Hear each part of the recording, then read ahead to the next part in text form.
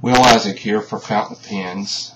This is going to be my first ever attempt at a video review of a pen that I just ordered from Goulet Pens.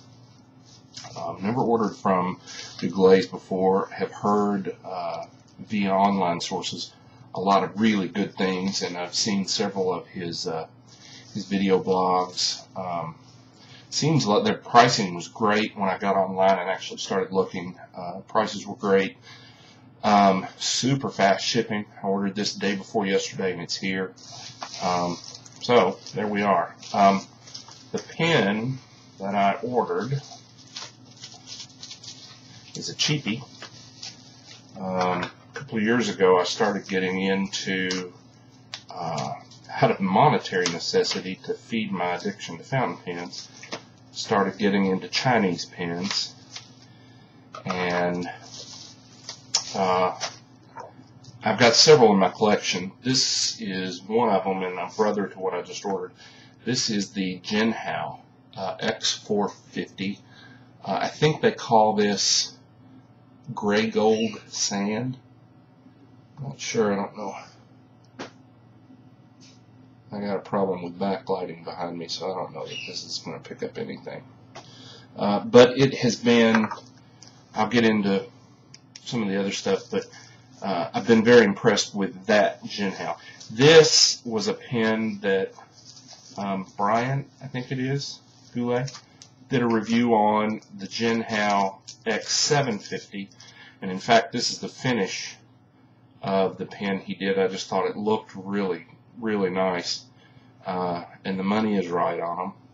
I think like $9.99 plus shipping, and shipping's like, I don't know, $3. It's pretty cheap.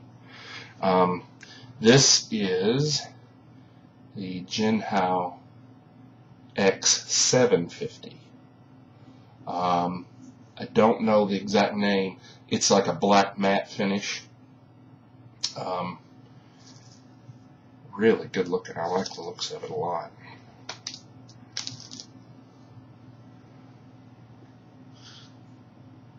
It's all chrome looking silver hardware.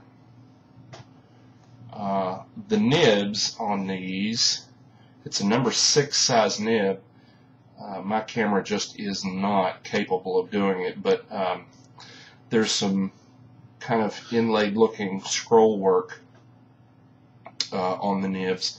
They're really attractive. The 450 that I have is a medium nib. The Chinese standards are I think wider and wetter. Like I would call their fines, I would call a medium. Their medium I would call close to a broad. Especially by old standards. I started off with fountain pens strictly with vintage pens, old Schaefer, Eversharp, Parker, Wall Eversharp, Esterbrook, just old vintage pens, and in more recent years have started delving into modern age pens. But I think in a general manner speaking, the Chinese nibs tend to be, this is a medium, so I expect that it'll be every bit a medium, by my standards probably closer to a broad medium. There it is. They are a converter filled. The converters don't hold much ink.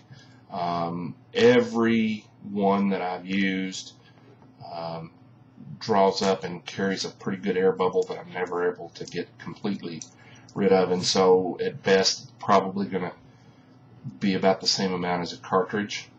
But I'm going to do a little pause here. I'll fill it and I'll do some writing and testing on that.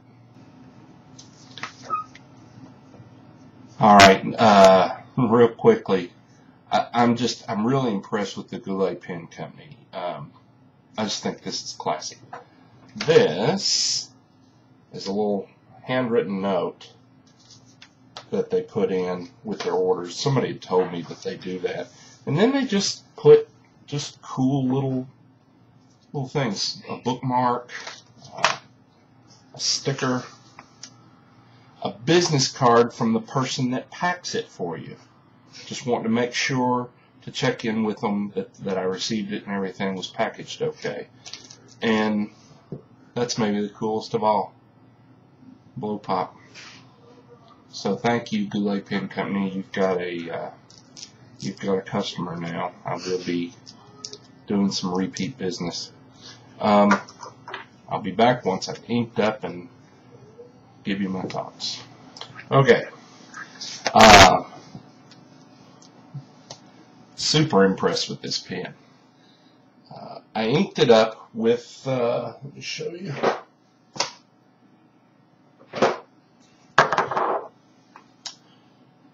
Private Reserve, excuse me, Private Reserve Orange Crush. Normally when I ink a new pen, I generally, I don't know why, but I usually ink it up with Schaefer Blue, their standard blue. It's probably my favorite blue.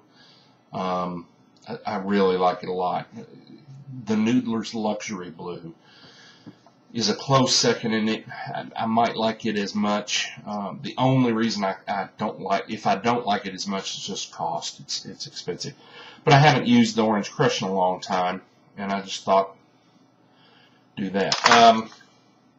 My handwriting is not the greatest, and I'm just using my webcam, so I can't really focus down on the things that I'm doing, so I just have to kind of do them and hold them up. But really like this pen.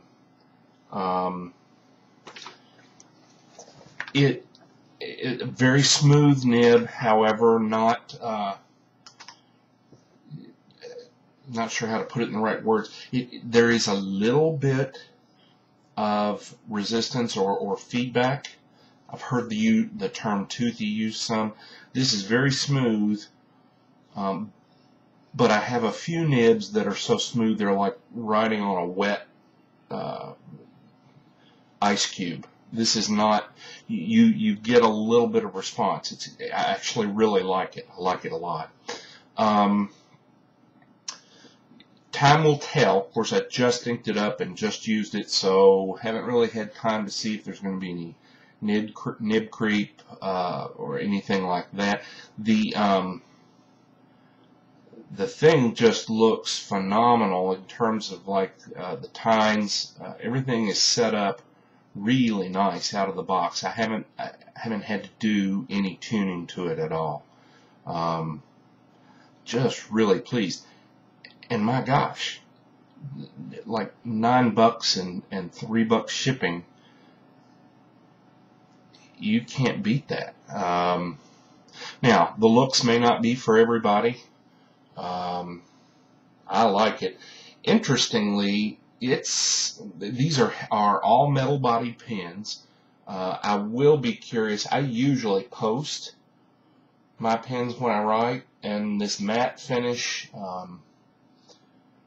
is kind of a lacquered over, a metal body of some type. So I'll be real interesting at this price point to see how that holds up, if it holds up. My mother gave me a Parker Sonic, beautiful burgundy color Parker Sonic pen back in the 90s. That was like a burgundy lacquer color. Piece of crap. It just, the lacquer paint was flaking off of it within 6 or 7 months. So we'll see how that holds up. But initially, it looks really good. I have a lot of black pens. I've never had a matte black pen, and I really am digging it. I really like it. I think it's cool. And really like it much better with the silver hardware. I think I have a Mont Blanc, and I've got some old Schaefers where it was just, you had black, you paired it with gold. But I really like the silver with it. Really like it a lot. I started to say earlier, the other Jinhao that I have, the 450, also a metal body, also lacquered over metal body, but interesting, I wish I had a digital scale. The it shouldn't be. I mean, it shouldn't be enough heavier that I should be able to feel the difference. So maybe I'm just a little psycho. But the 750 just feels like, well, the 450 feels heavy in my pocket. I like a heavy pen, but when I carry this pen with me, I've usually got it in my bag or a case of some sort. I don't usually put it in my pocket because it just weighs down. The 750, now, grant it's not a lightweight pen like a Lamy Safari or Noodler's Ahab or any number of modern plastic pens. It's heavier than that, but it's not super heavy. It's not. I don't think it's as heavy. I would like to weigh them to see what the difference is, but I feel certain it's not as heavy as the 450. If anybody knows that difference, leave a comment down below. I'd like to know. So anyway, that's it. That's my long-winded review. A lot of thanks to the Goulet Pen Company. Just kind of discovered you here recently, but I think I'll be a loyal customer. The thing that's kind of cool about them is I've always tended to buy stuff on eBay because just flat out you could buy stuff cheaper on eBay. This pen was a good example. You'll find this pen on eBay a little bit cheaper than Brian Goulet has it, a little bit, but not. You'll find it for say $6 or $7 with free shipping from China, but it'll take 6 weeks to get it from China. I spent $9 with Brian and got it in a day and a half. I'll do that any day of the week. Real impressed with their service, their packaging, and Brian's video blogs are killer. They're really good. A lot of good information. So, thank you. Keep writing.